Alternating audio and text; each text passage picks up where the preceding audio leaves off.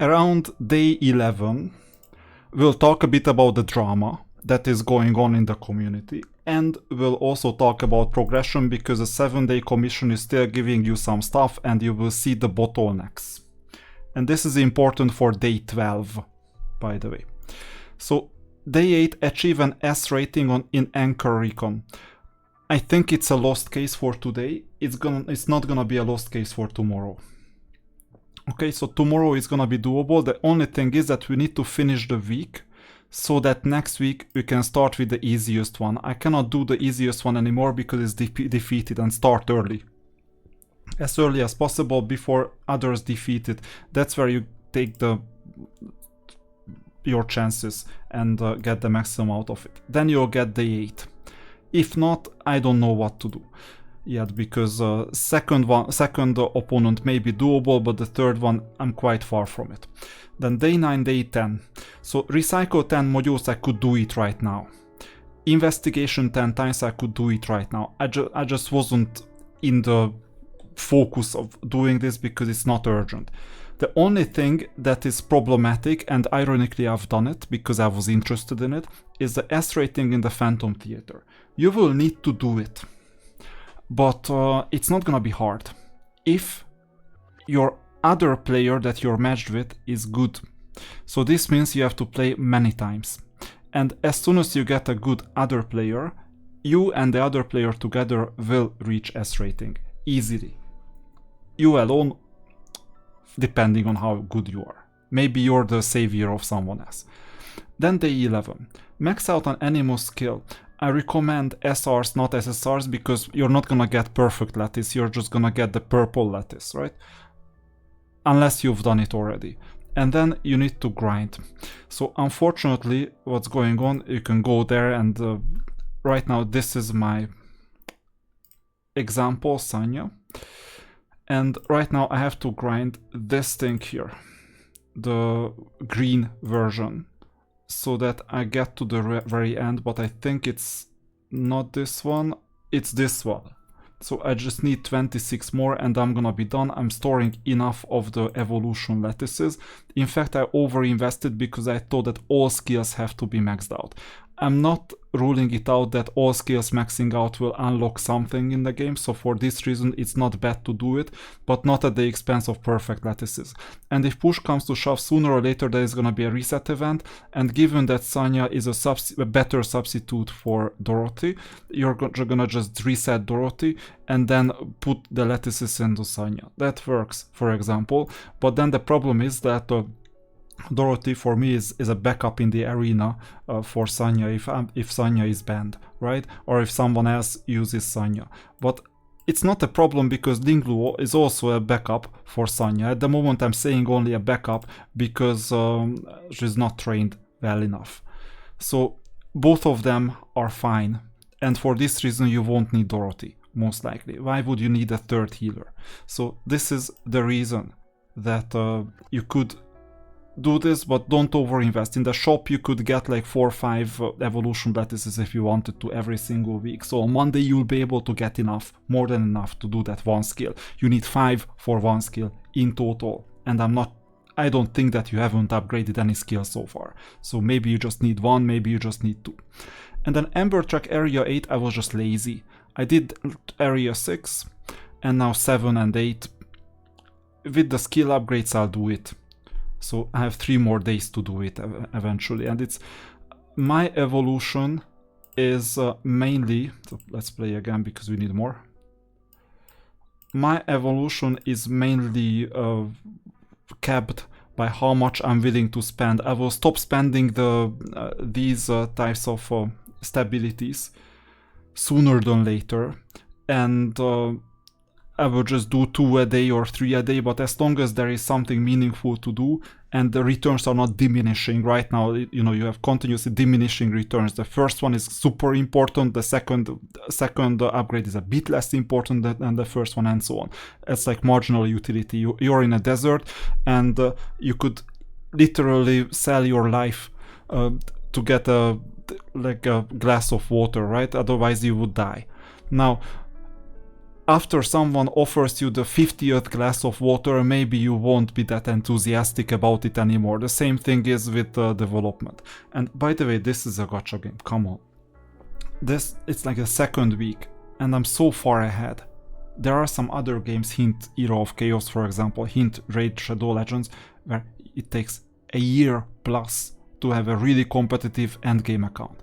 And here you're just getting advanced tech already on week 2, and people are still complaining that their tech is changed. I understand, if people pay, they expect something for their money. At the same time, so this is my opinion about this backlash. At the same time, just it's encoded in my strategy as a free-to-play player right now that things are gonna change, and given that I cannot upgrade all the best tech, everyone, I will have to capitalize on, first of all, people creating drama and quitting because they don't like things. I'm fine with that, not a problem. And second, I also have to capitalize on things like my relative position getting improved because of nerfing some tech that is basically too strong. So everyone went into that. They wasted their paid resources on someone, and I'm happy because I didn't do it. And I will eventually get the better alternative. That's why I'm hoarding 14k Hydra crystals, whatever they are called, because I'm looking for a better investment in the future. That investment doesn't exist yet.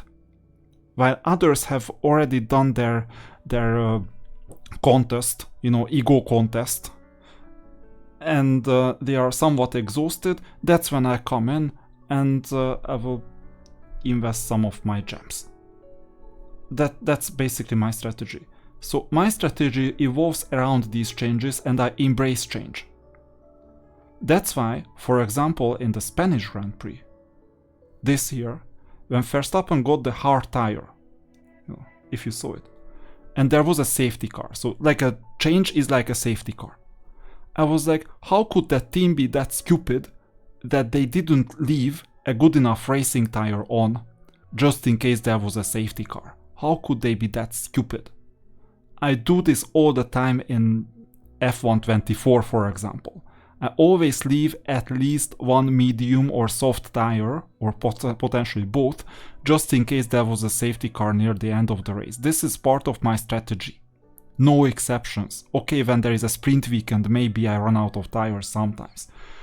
But no exceptions, really. This is the thing. That was the kind of weirdness that I saw in there.